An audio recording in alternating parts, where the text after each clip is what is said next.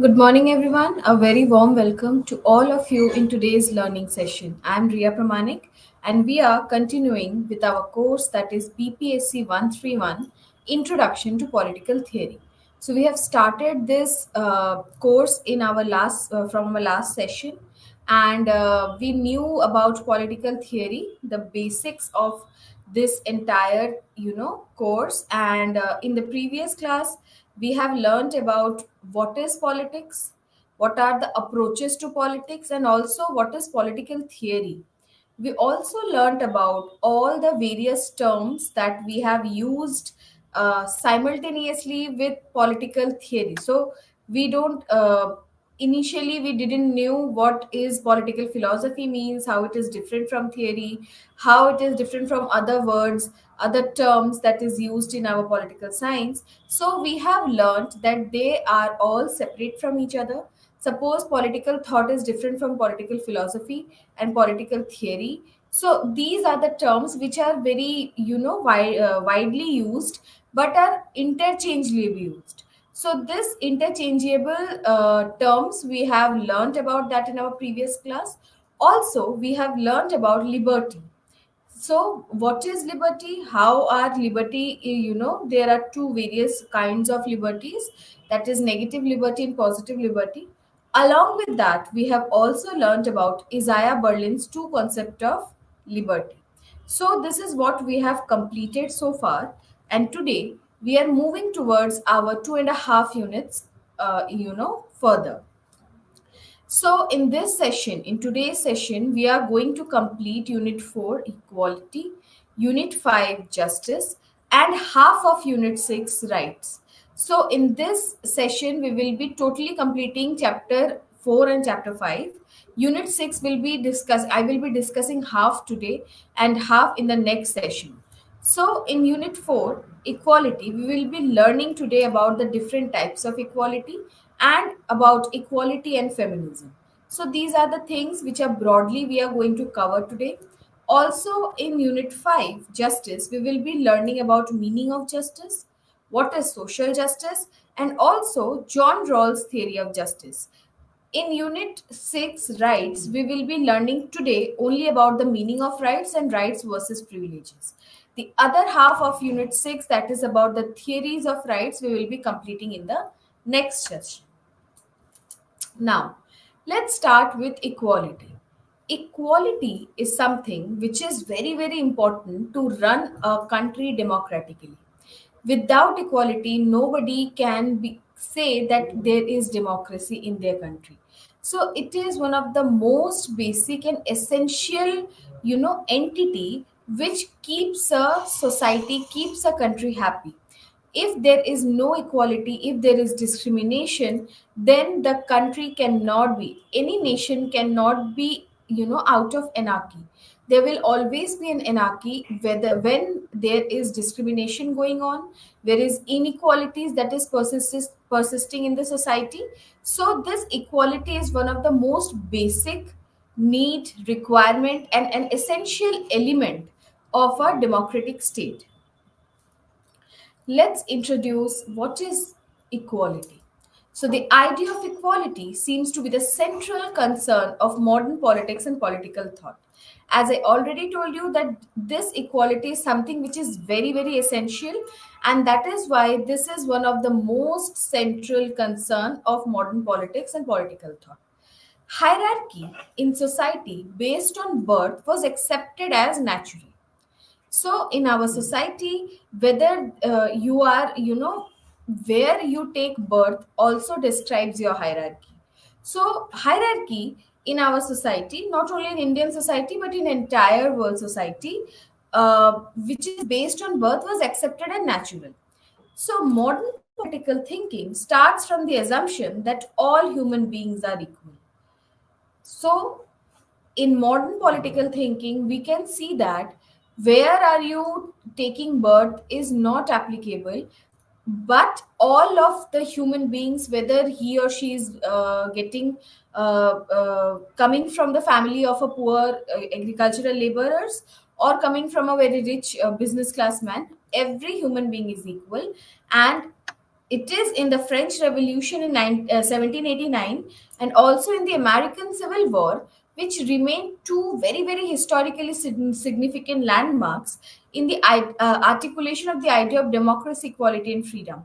So, in last session, we have learned about liberty or freedom, and here we are talking about equality. So, all these things are very essential and crucial part of democracy, which we are learning by our sessions. So this is very, very important topic, and it is something which is cannot be skipped.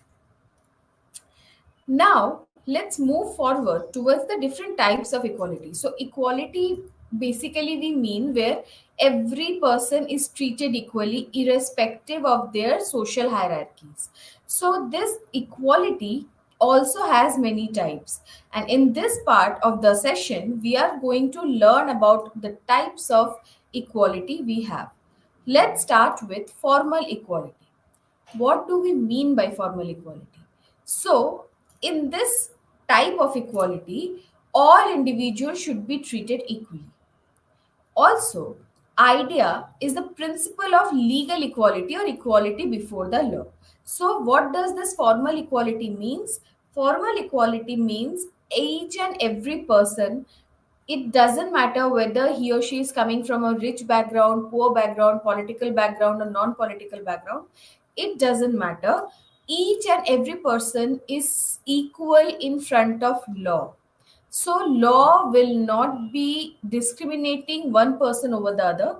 If a rich person is getting punishment for his act of accident that he have done, same punishment will be given to a poor person for same reasons. So the law is equal for all. It is not different for different individuals, or it is not different for each and every hierarchy of the society. So, individuals, according to formal equality, should be treated equally by the law, irrespective of their caste, race, color, gender, religion, social background, and so on. So, if you belong to a higher caste and somebody is belonging to lower caste, the justice or the law will not be differentiating between both, neither regarding gender. So this is something which is very, very important because law for all is same. The next type of equality is equality of opportunity. So what does this equality of opportunity means? This equality of opportunity is removal of all obstacles that prevent self-development. This is very, very important to understand. What does this equality of opportunity means? So equality of opportunity talks about any kind of obstacles that should be removed because it will prevent the self development. So there should not be any kind of obstacle for self development of a human being. So here they talks about that the careers should be open to talent and promotion should be based on ability. What they mean is that if there is a job position and there is requirement of employees, people and company, anyone cannot say that this people coming from this background is applicable only to apply for the job. The other caste, other race, or other gender is not applicable. So whenever there is a career opportunity, each and every person should be given same chances. There should not be any kind of bias. And also when there is promotion, it is not about that a person is getting promotion just because he belongs to a particular caste or a particular country or a particular country. In country we are talking on in a particular region, he or she is belonging to a particular race, and that is why he or she is getting promotion. This is discrimination. This is inequality that equality opportunity doesn't want. So equality of opportunity is saying if there is promotions happening, each and every person should be getting opportunity to appear for the promotion interviews, and because of their abilities they should get the promotion and not because of their hierarchical status. So qualities such as talents, skills, hard work, and so on are morally defensible. So here, what equality of opportunity says that if a person is having some kind of talent, any kind of skill, and if he or she is hardworking.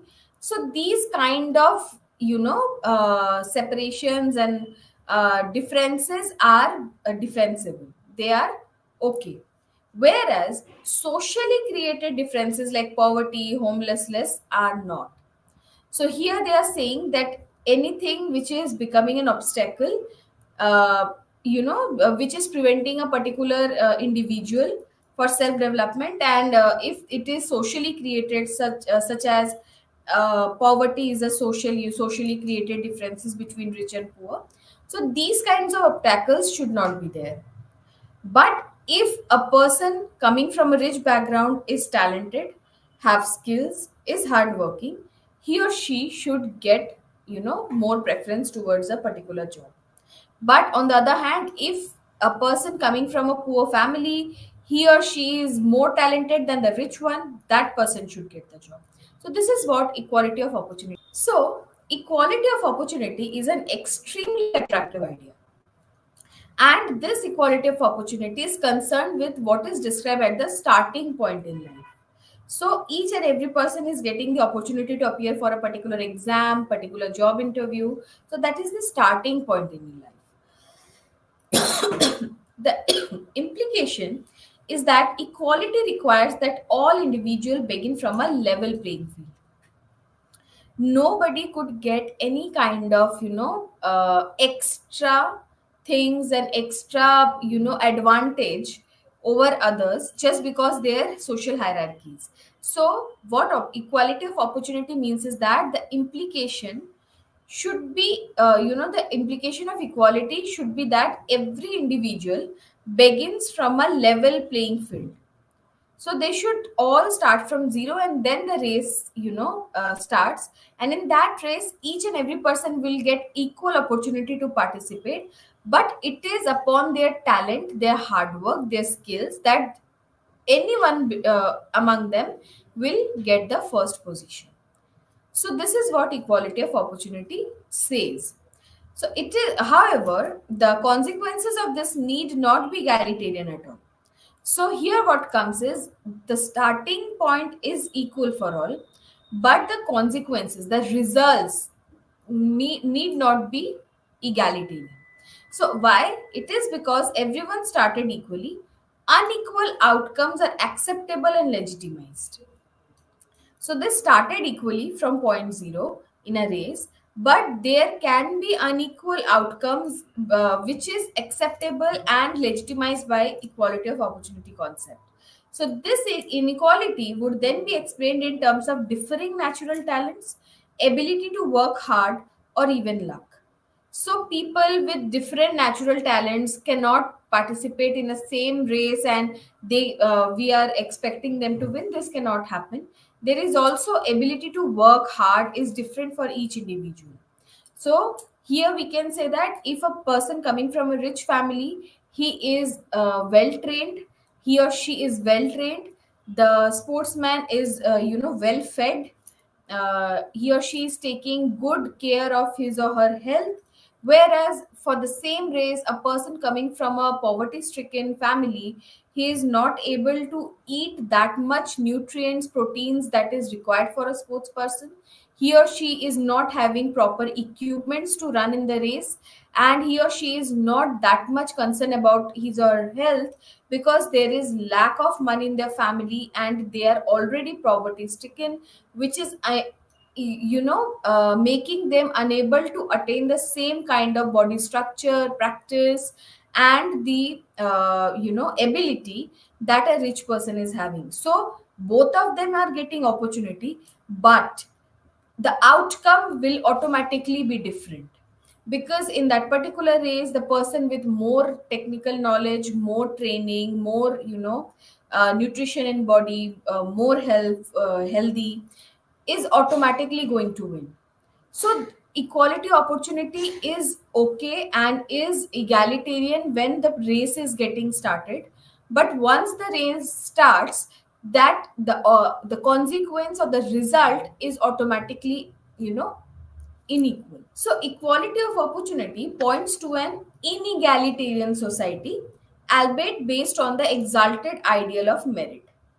So here, equality of opportunity says that the person coming from the rich background, the healthy person, it has more merit, has more ability and capability. That is why he or she won.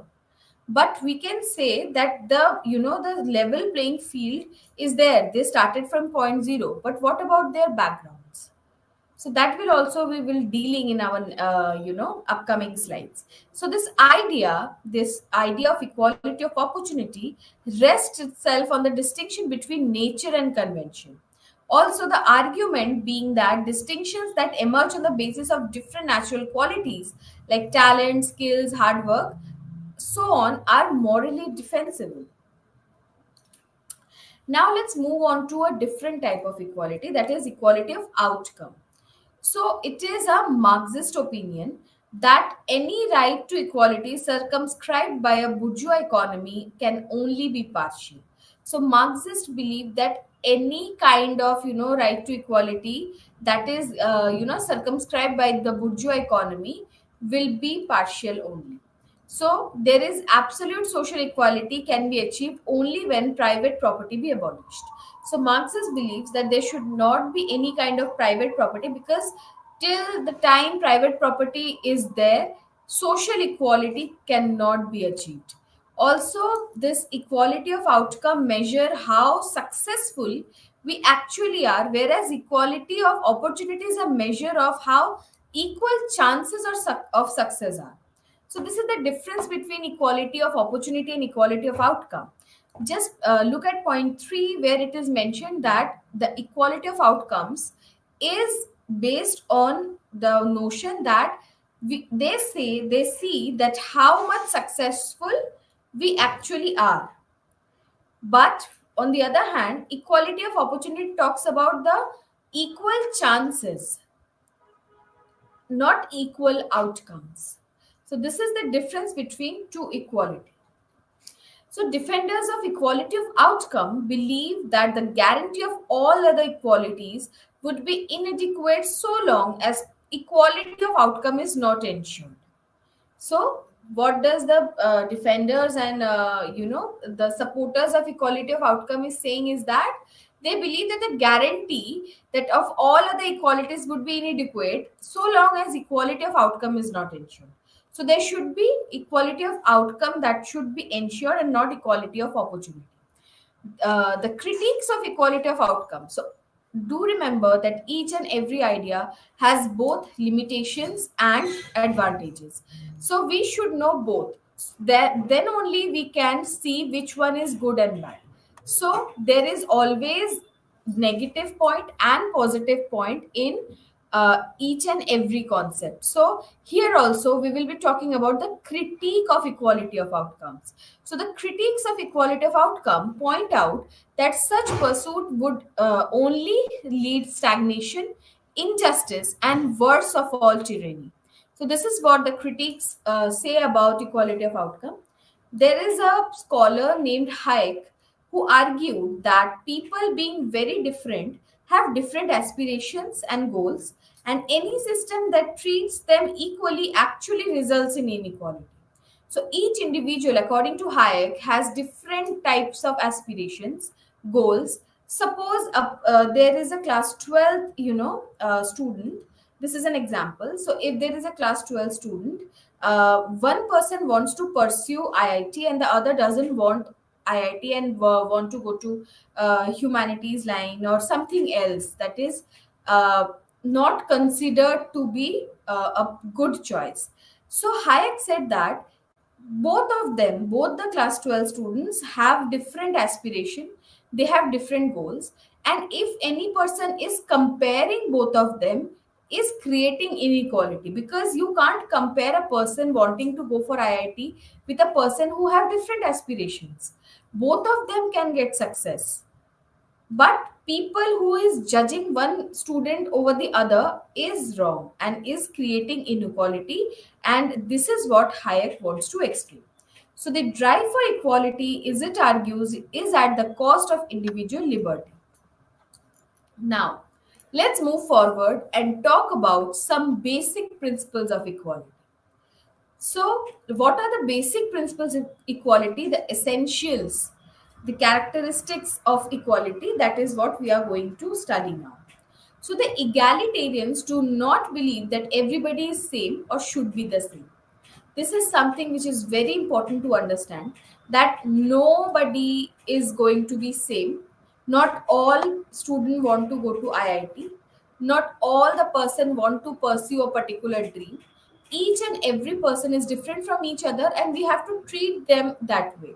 So the first commitment is to the idea that every individual has a right to satisfaction of his or her basic needs. And also, a society is characterized by wide disparities in the standard of living is not acceptable to them.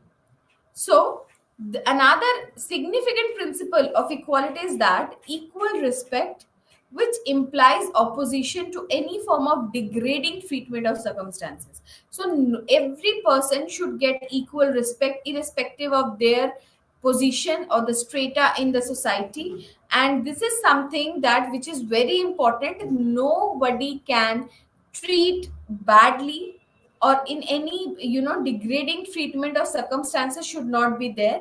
If it is there, there is no equality at all. So an egalitarian position would oppose huge differences in income, wealth, not only between individuals but even between nations. So, egalitarian feels that if there is huge difference in the income and wealth of persons and also the nations, there is inequality which is bound to happen. So, this is the basic principles of equality. Again, we can say that it is equality which is argued, now as we move further, now we are be saying that about the argument which is against equality. So in the previous slide we have learned about the principles of equality. Now we are going to learn about the arguments that comes against equality. So it is argued that equality is a concept that is untenable in reality. So people say that it is very, very difficult to achieve an equal society, and it is very, very untenable in reality. Also, why? Because society and social processes are likened to a competition in which not everyone can end up being a winner. So in our society, there is constant competitions that is going on, and nobody, you can't guarantee that each and every person is getting to get the first position. So when a society is there, there is competition which is going on, and it is very much understandable that not everyone can end up being a winner. If it is not happening, then how come equality stay? So, in recent times, the names of Hayek, Friedman, and Nozick are associated with a position that holds egalitarianism as a threat to freedom. So they also say that, as I told you about Hayek, Friedman, and Nozick is saying that position that holds egalitarianism as a threat. And also Nozick is particularly critical of liberals like John Rawls, whom about whom we are going to study in the later half of our today's session. So Nozick criticizes liberals like John Rawls and Dworkin for their commitment to welfare provisions in order to enlarge equality of opportunity. So these are the arguments which comes against equality, because according to them it is first of all not possible to achieve. Secondly, nobody, there is a competition going on and nobody can get the first position. So if that is happening, there is no equality. Also they say that if there is a constant concept going on about equality, it is a threat to freedom. And who say this? They are the scholars like Hayek, Friedman, and Nozick. Now let's talk about liberal justification of inequality. So, liberals reject sex, race, or class as the relevant criteria for treating people differently. They don't believe in that, and they don't believe that people based on their race, class, etc.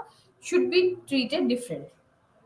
But they do believe that it is just and fair if inequalities are earned and deserved by virtue of their different desert or merit.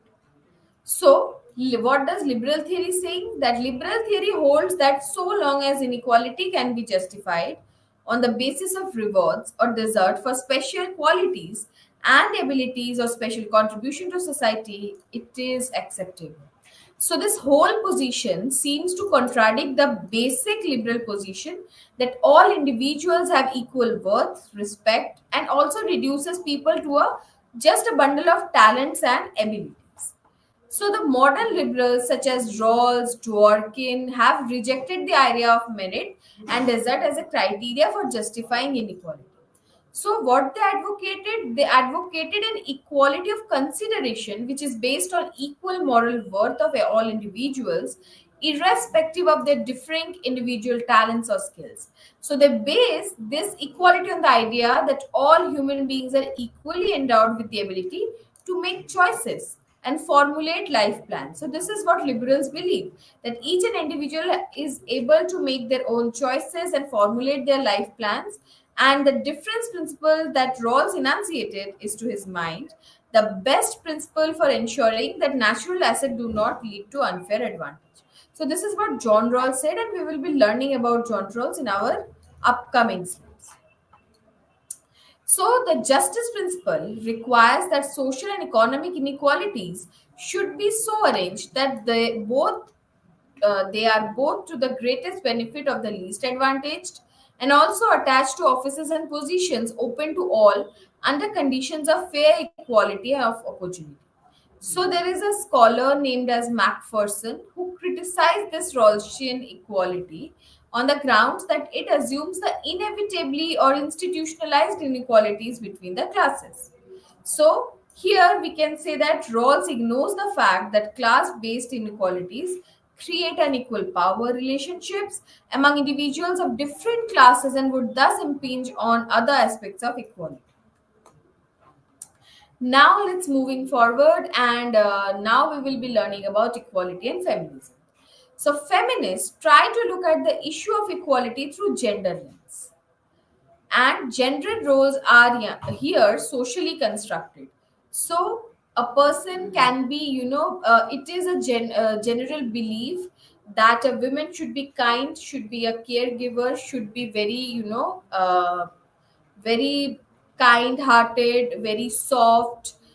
She should be soft speaking person, whereas on the other hand it is, acceptable and it is believed that a man should be very chauvinist in nature, very macho in nature, very very strengthful, very strong, should be a protector of the family. All these distinctions are socially created. The word gender is also a creation of society, and the basic differences, the biological differences are different, but these characteristics of a man and a woman is created by the society. So feminists try to look the issue of equality through their gendered lens, and they believe that all the feminists and people who believe in equality, they believe that these gendered roles that is assigned to a particular man and a woman in a society are socially constructed and not natural and not biological in nature. Although law may not differentiate, but women tend to get segregated into particular occupations. So, as we have said that all of them should get equal opportunity, but there are many, laws which doesn't differentiate between women, but there is a tendency to get segregated into particular occupations. So, married women who have careers are especially disadvantaged in a gender biased society.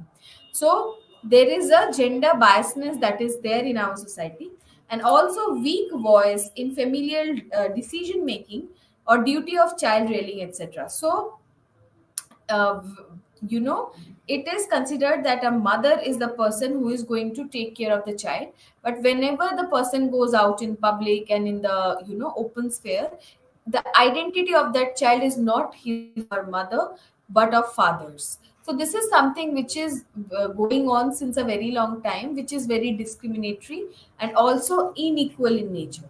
A child should be of both a mother and a father, but only giving preference to a particular gender over other is very very unequal in nature. So nothing to do with natural and spontaneous operation of choices, but because roles are socially constructed.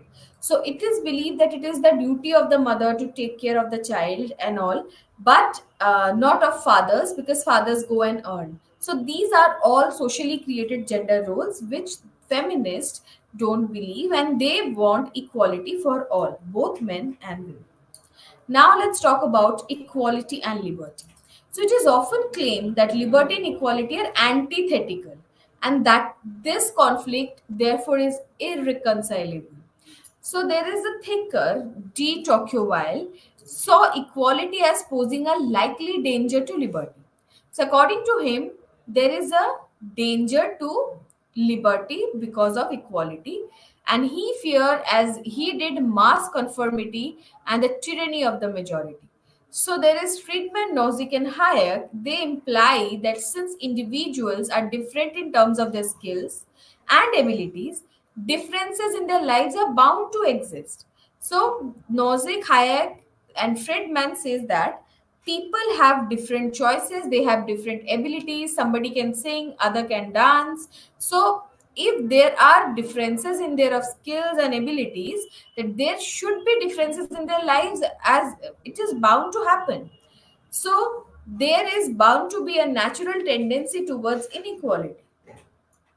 So any attempt to correct this will have to be accompanied by authoritarian suppression and hence loss of liberty. So that is why they say that equality is a threat to liberty. Now, we have completed with our unit 4, that is about equality. Now we are moving towards justice, and we will be learning about justice in detail in this upcoming slide. Let's talk about the meaning of justice. So, justice is one of the important aims of the state. So, whenever there is a nation state, the utmost priority is given to justice. Without justice, the society will be very, very anarchical. There will not be peace in the society, and there is always unstable situation that will be going on. So, justice is very important, as like equality and liberty, and justice was also the central concept of Plato's Republic. So Plato was a Greek thinker, and his book Republic centrally talks about the idea of justice, how justice should be maintained in a society, and justice should prevail always. So justice concerns the rights of the individual as well as the social ordering of the society. So not only it is about the right of an individual to get justice, but justice also provides, a social ordering to the society. It, as I told you, it maintains and bounds the society together.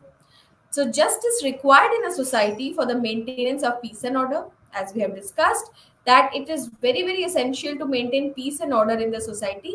If there is injustice that is prevailing in a society, the society cannot stay unitedly. So justice is the bounding factor between the people of the nation. So the idea of justice is integrally connected with the norms of law, liberty, equality, and rights. So this idea is of justice is not a very, a unique or something to be separately used, but it is connected with the norms of law, liberty, equality, and rights. Now let's talk about justice and law. So the Roman lawyers integrated the ideas of natural justice with the positive law of the state. So there are Roman lawyers who gave this idea of natural justice, and they wanted to integrate it with the positive law of the state. So the civil law and the law of nations are in conformity with the law of nature. So this is what Roman lawyers were doing. There is a thinker named as John Austin, who is the main advocate of this natural justice, and he tells that the law has to function as an instrument of justice on the one hand, and function as an instrument to suppress mischief on the other. So this is what John Austin says. So the symbol of justice portrayed as blindfolded because it is supposed to be impartial. So we have often, saw in many movies, in TV series, is that there is a symbol of justice which is blindfolded. And why it is that? Because it is believed that justice should be, unbiased. It should be impartial. It should not be according to the hierarchy of the individual in the society, but it should be according to the law, and it should be same for everyone. So there should be no discrimination between two extremes like rich or poor, high or low. So there is no place of discrimination in front of justice and law. So one of the most precondition of justice is what? It is impartiality. If there is partiality happening, we can say that the injustice is injustice is prevailing in the society. So justice can only prevail in a society, and it is one of the precondition that there should be impartiality between the two parties. Now let's move on to understand justice and discrimination. So Plato and Aristotle argued for a different interpretation of justice. So they gave a different interpretation, the proportionate equality with the idea of righteousness. So this is something which is different interpretation of justice. So what does Aristotle say? He said that injustices arises when equals are treated unequally. This is a very, very important line which you should note it down. That Aristotle says, it is the quotation of Aristotle, that injustice arises when equals are treated unequally. So, suppose there is a dancer and there is a singer. We cannot compare that two person because they are not equals in their own field. So we can compare between dancers and dancers, but not dancers and singers. So when both the dancers, suppose one dancer is coming from a rich family, the other is coming from a poor family, and we are going to, discriminating between them.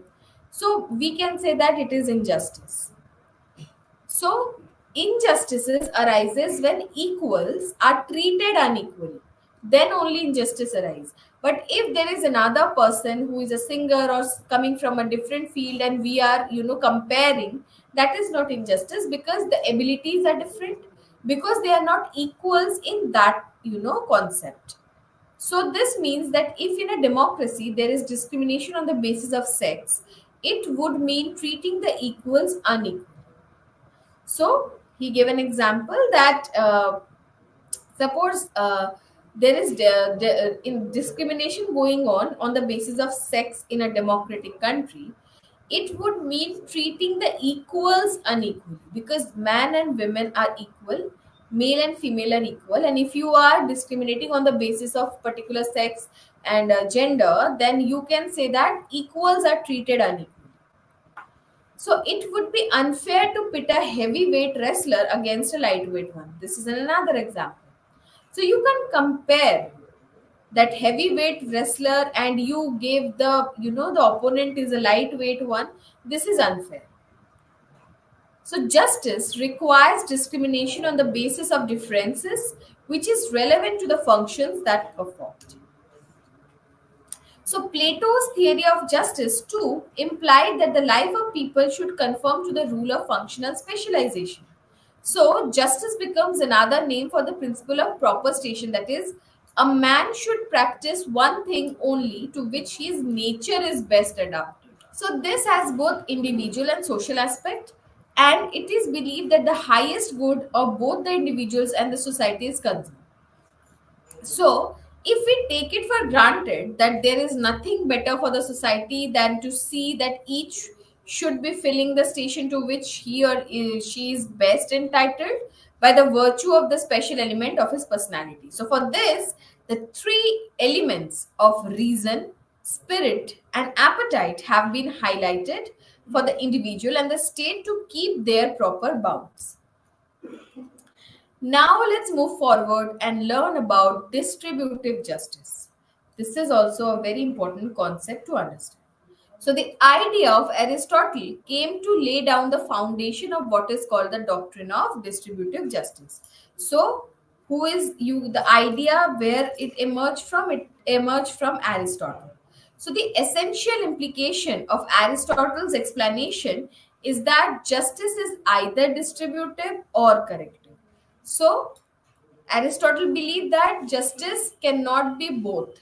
So it can be either corrective or distributive.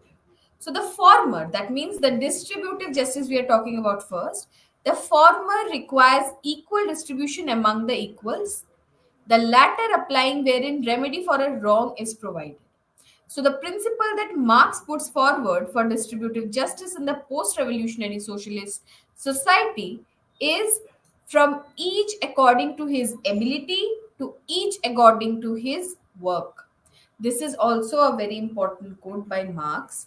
Again, I am repeating it. The principle that Marx put forward for distributive justice in the post revolutionary socialist society is from each according to his ability to each according to his work. So, the idea of distributive justice is reflected in the work of some recent political economists that we are going to learn now.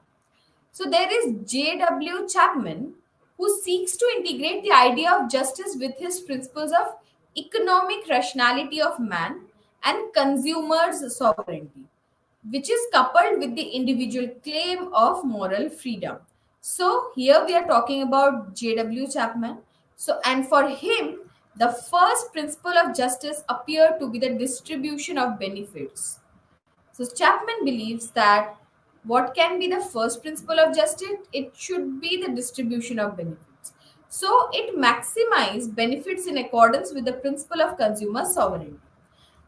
Again, in the second principle, according to Chapman, is that system is unjust if the material well-being of a few is purchased at the expense of many. This is also a very heavy thing to understand. The second principle is that system is unjust if the material well-being of few is purchased at the expense of many. This is what the second principle of distributive justice that given by J.W. Chapman. It implies that justice requires that no one shall gain at the expense of other. At the expense of other, no one shall gain. If it is there, there is no justice in the society. Now let's talk about distributive justice and economic justice. So distributive justice subjects to the condition of general welfare. So, what does justice demand? It demands that the state of national economy be reshaped in a way that the benefits are made available to the common man. So, what does distributive justice claims? It demands that the national economy should be reshaped in a way that benefits are made available to the common man. In this way, the idea of economic justice comes to imply a socialistic pattern of society, and the first task of economic justice is to provide employment, food, shelter, clothing to every able bodied citizen. So, what is important for a person to, run themselves, to develop themselves? First of all, there should be employment. Without employment, people cannot move forward because their growth will be stagnant. So there should be the target of economic justice is to should provide employment to the person. So also food, shelter and clothing, these are all the basic needs for a person to live. So this is the first task that economic justice should see. In regard to this area of satisfying the primary and the basic needs of all, so it has been correctly said that freedom is meaningless if it prevents the achievement of economic justice. See, this is also a very important point that we have discussed is that freedom is meaningless if it prevents the achievement of economic justice. So if you have no economic justice, you doesn't have employment, food, shelter and clothing, how can you be free? Freedom will become meaningless for you. Thus, the liberals believe that economic justice can be attained in society if the state provides welfare services and there is a progressive system of taxation. So, liberals believe that economic justice can be attained in a society only if the state provides welfare service and there is a progressive system of taxation. So, this is how you can bring economic justice to the people. So, a fair return for work, provision of social security like old age pension, gratuity, and provident fund. These are very important. So, the Marxist view of justice has its origins in the area of economics. So, this is also a very important point, that from where this Marxist view of justice emerged. It emerged from the origins in the area of economics. So, according to Marx, the positive law of the state is imposed on its members by the authority of the class, which controls the means of production. So, law is determined by the economic interest of the ruling class, which is believed by Marx. And it is said by Marx that when private property is abolished and the working class controls the means of production, then the laws are bound to reflect the interest of the working class. Till the time the ruling class is, making the laws, no working class people can say that they got justice, they have freedom. This is what the Marxist view of justice believes, and therefore, the content of justice depends upon the class controlling the means of production.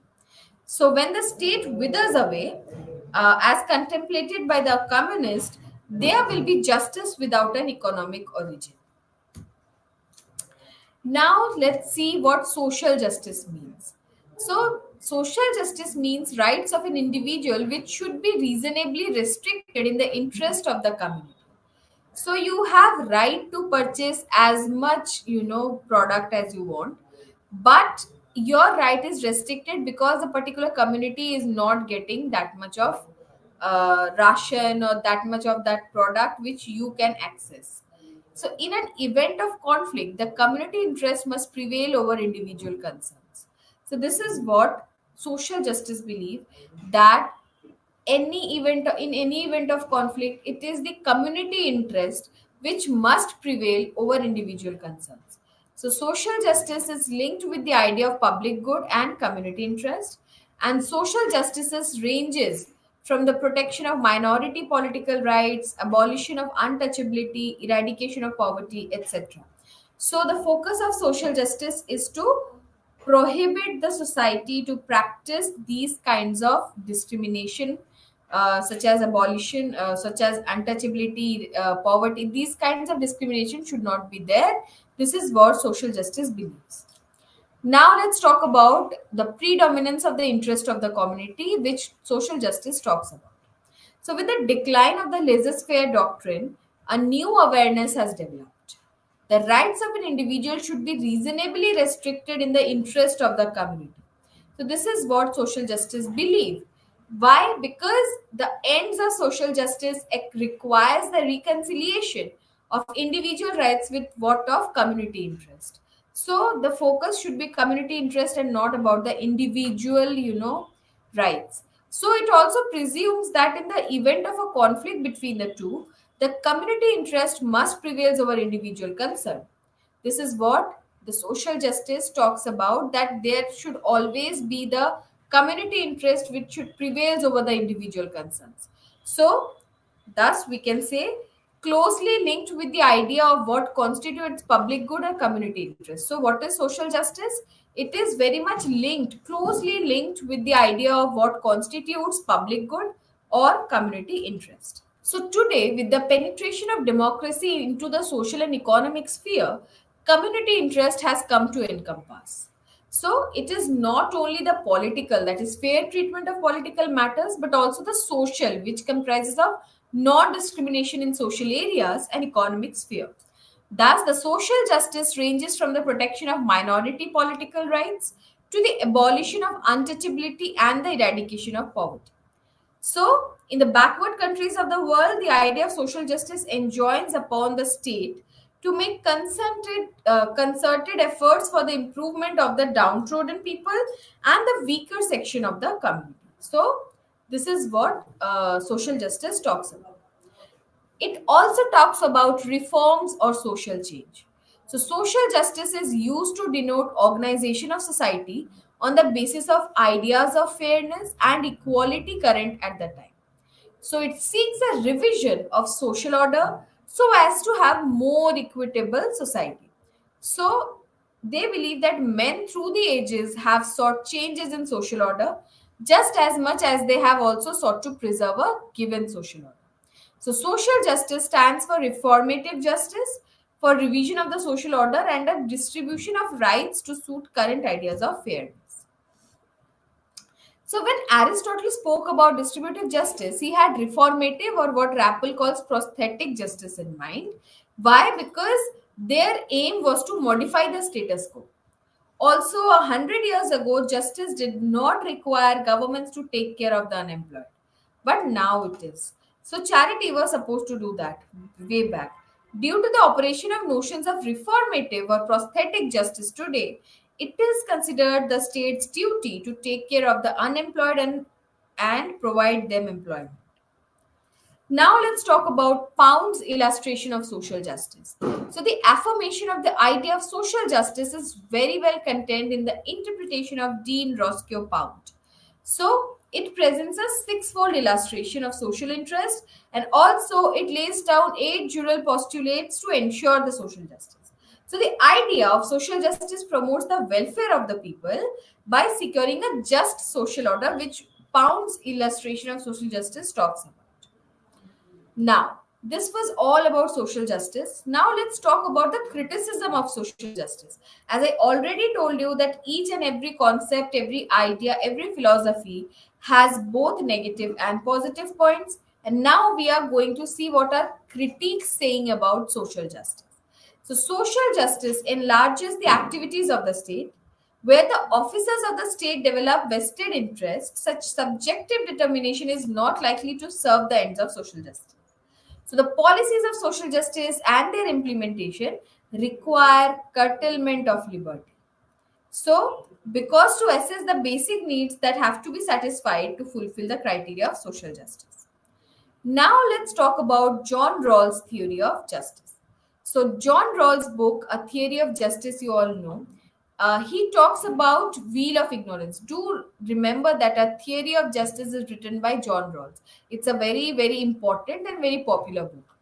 He talks about wheel of ignorance, which is a hypothetical original position.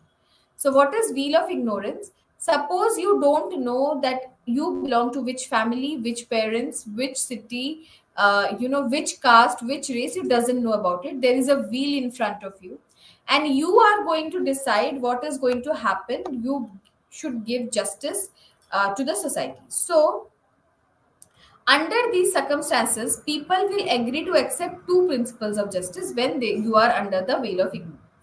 So each person is to have equal right to the most extensive liberty compatible with a similar liberty to others.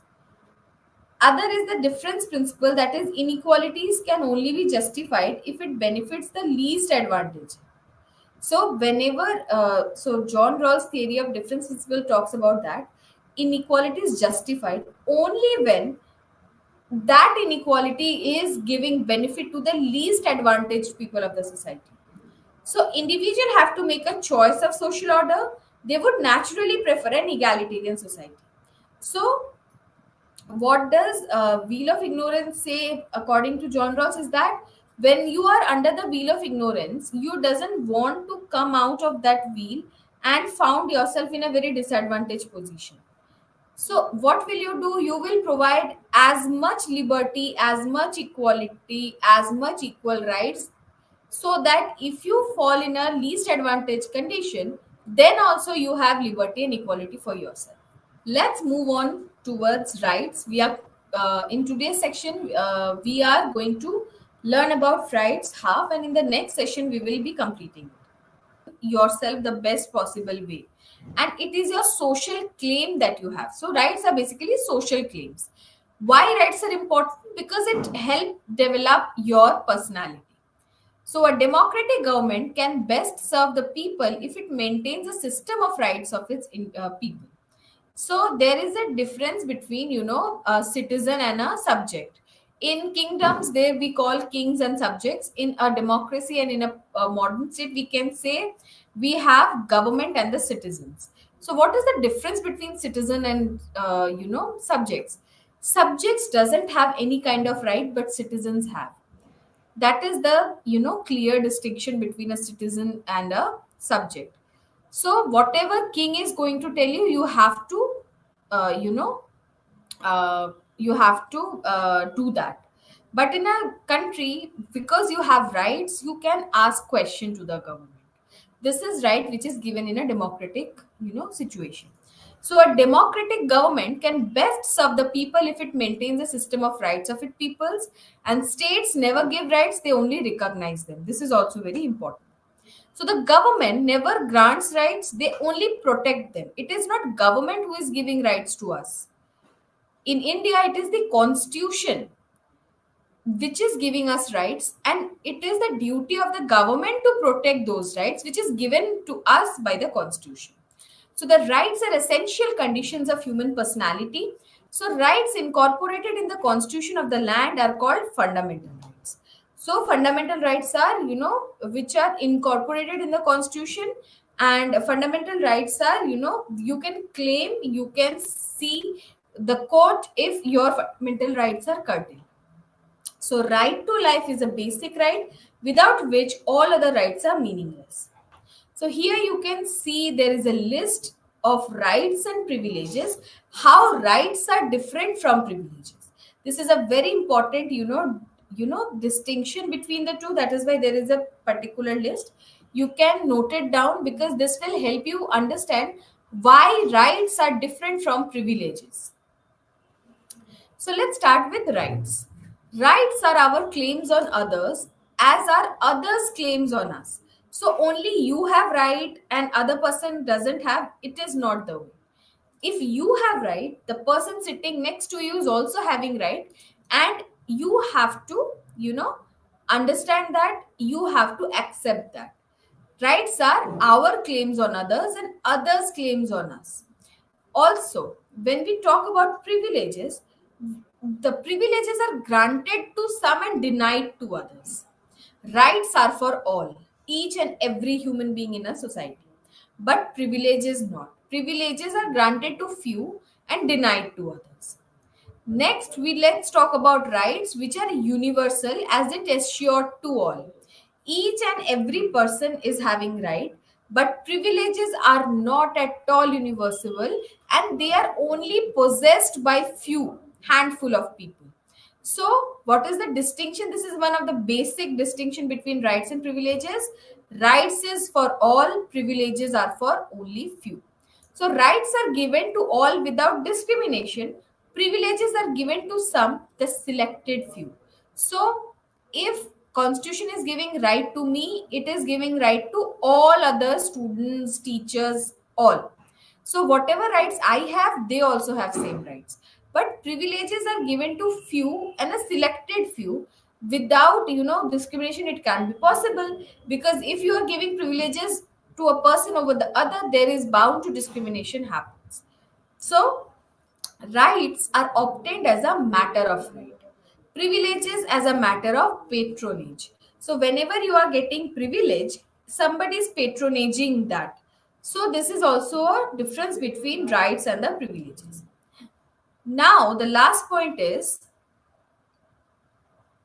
rights emanate in democratic society, whereas privileges are features of undemocratic system. This is also a very very important and basic distinction between rights and privileges.